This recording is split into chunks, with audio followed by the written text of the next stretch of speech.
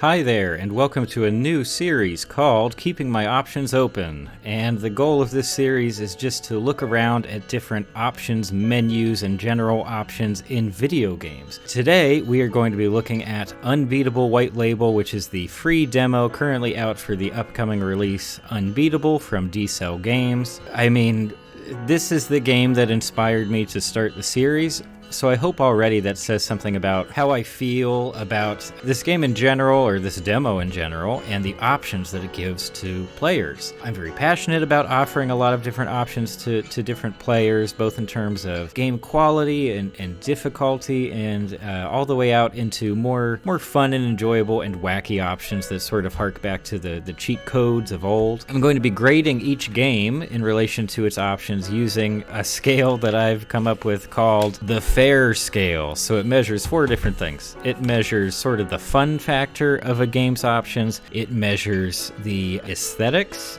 It measures the interface and the range, the general range of different options that you get with each game. We may as well jump right in here. Obviously, the menu itself is lovely. I just uploaded the menu music to YouTube a few days ago just because I wanted to be able to listen to it more conveniently. It also wasn't on the soundtrack for this demo that I purchased a little while ago. But let's jump right in here and look at some of the options they give us. So right away, one small critique I have on the interface side of things is that this is relatively small. The text is relatively small in the full options menu space. However, on the side of aesthetics, it is such a fun idea to me that they're putting this on. I don't know what this piece is called in a subway car, but it displays, the next stop on the route. I think that's a really fun idea, and obviously it's making really good use of the art direction choices. The lighting is wonderful, the range of colors is great, the contrast between the text and the background is lovely. It makes it a lot more readable. Even the sound, that's also on the aesthetic side, but the menu sounds in this game are quite nice. They're not mind-blowing, but I really like them. It's kind of an analog switch sound of some kind, I think, but it's great. So as for actual options here, we have some pretty obvious stuff that's more on the technical side. Over here on the left, we have our resolution. I'm not going to switch that right now because it'll mess up my recording software. But our full screen versus windowed option, VSync, obviously nothing crazy. Frame rate option is good to have, pretty commonplace on PC games. Obviously, being able to select from a range of different visual qualities in games is pretty common, especially on PC. But here, I love it so much because if you notice right now, it's on low. I usually play the game on ultra settings, which is way over here, but when I do that, my streaming software messes up, so I bring it back down to low out of convenience, and there's also very low. But in each of these cases, look around a bit. Everything still looks really nice. And in fact, the game itself is so fast-paced and animated that it looks good there too, even on low settings. So it's not just the fact that they gave us so many visual quality settings, they made all of them look good. And obviously a lot of that has to do with the overall art direction and the fact that it's, I guess, a 2D game ultimately. Maybe it's 2.5D technically, but it's not running crazy visuals, at any given time, aside from some effects and post-processing stuff. But even so, well done, because that way someone on a lower spec system or someone who just has a laptop to play games with or something like that can still have fun with it, and everything still runs really well, and it carries that style and throws it right in your face. It's such a lovely style, and we'll get to turning some of those effects off here soon. Reducing camera motion, obviously that's a nice option to have because there is quite a lot of screen shake in the game itself. I have not actually tried that in action, so I don't know how extreme it is. Our Vhs filter, here, we can switch that off. It kind of changes the aspect ratio. I think that's the main thing it changes, actually. Our post-processing effects, see, that takes care of the, it removes the, I think it's called chromatic aberration. That's kind of a newsprint printing effect, right? I like it on, so I'm gonna leave that on. It also has a little bit of bloom, as you can see, for the lighting elements. BG dimming, I've looked at this a couple times. I don't know what it means, and I haven't looked it up, but here it is. In case you need that. It's maybe some of the lighting stuff. It's hard for me to tell. Rumble, I think this is interesting because I think I know more or less how their rumble options work in the game. So here, of course, you have auto, always on, and off. Now auto, the way it functions in gameplay, this is a rhythm game, by the way, and the way it functions is that most of the time you don't have a ton of rumble, maybe for like powerful moments in a song, but once you start messing up, the rumble will start to get stronger along with, and it's completely in time with the tempo of each song. I think that is so smart because here's the thing, it's not just functional, it's also an aesthetic thing and a thing that gets you more immersed into the game. So on the helpful side, it's really giving you that tempo in case you lost it in the different rhythms that it's throwing at you, but also it makes things more stressful because once you start to associate that increased rumble or that consistent rumble with you doing badly, you're like, oh man, I gotta get back on this. I'm about to fall off the horse. I think that's such a cool option. And still, even though I think it's such a cool idea and works well for this game, they give you the option if you don't want it all. Here you go. If you want rumble for everything, I assume it stays within tempo of the song. You have that option too. Really basic stuff here of our music and sound effects volume. I think that's where it was at. There we go. And by the way, let's listen for just a moment with the music volume all the way down.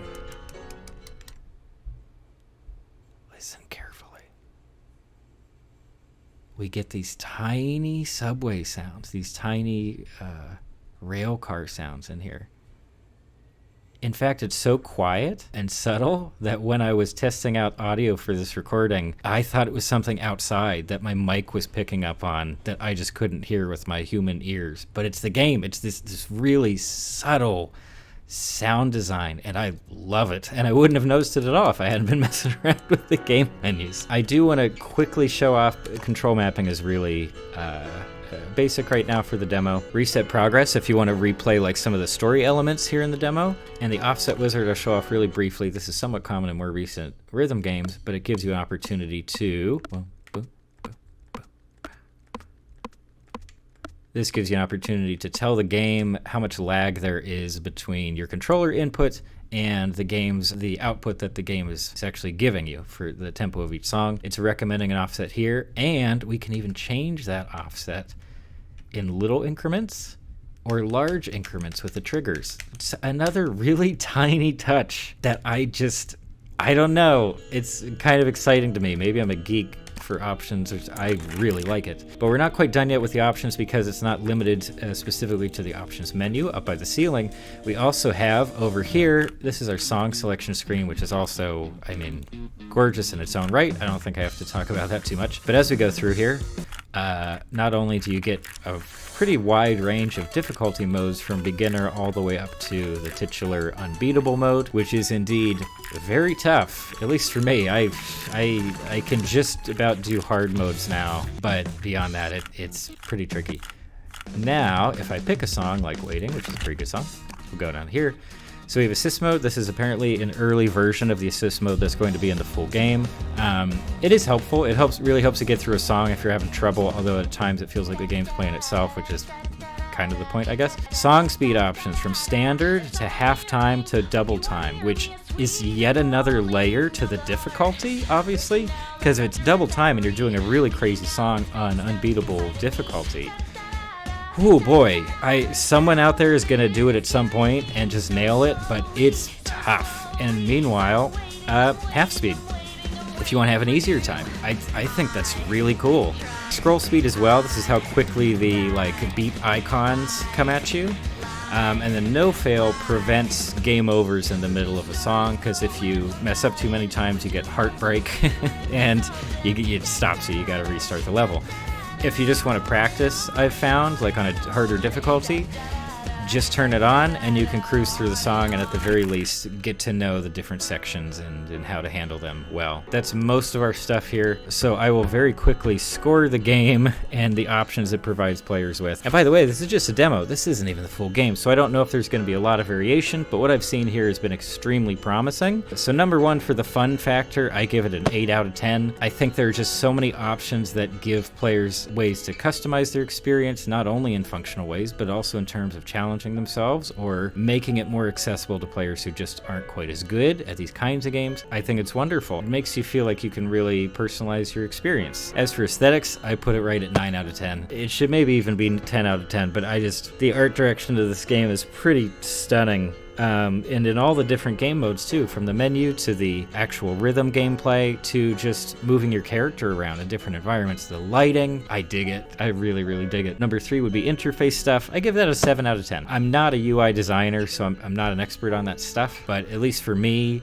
it's very functional. It's though there's a little bit of guesswork in terms of like when you're going through options for the first time or even on repeated instances, and you're having to guess like, okay, wait, so I have to hit this button to activate the option, and then I scroll through with these buttons, and it's just it's not completely intuitive, but it's also not bad at all. And the text is a bit small in the main options menu. I don't know whether it necessarily needs to be. In terms of range of options in general, it kind of overlaps with the first factor, but I was really, really impressed. And it's just because there's so many of those little touches, as I've already harped on about a whole bunch. These tiny things that I wouldn't really expect anyone to think of unless they themselves had played other games and felt that. There must have been times when some of these devs were playing other games, they felt like, you know what, I want more flexibility here, and I'm just not getting it. And I do think that's a good way to judge the range of options in any given video game is, do you yourself, when you're interacting with it, do you feel like there's something missing that would really, really improve your experience? It could be multiple difficulty modes, it could be some visual options, it could be some accessibility options. This is how we judge how good the options are in a game. And I think here the range is basically 8 out of 10. You know what, I'll probably call it a 9 out of 10. Just because I was impressed with so many little areas where the developers knew I wanted something before I did. I didn't know I wanted it until they gave it to me here. And again,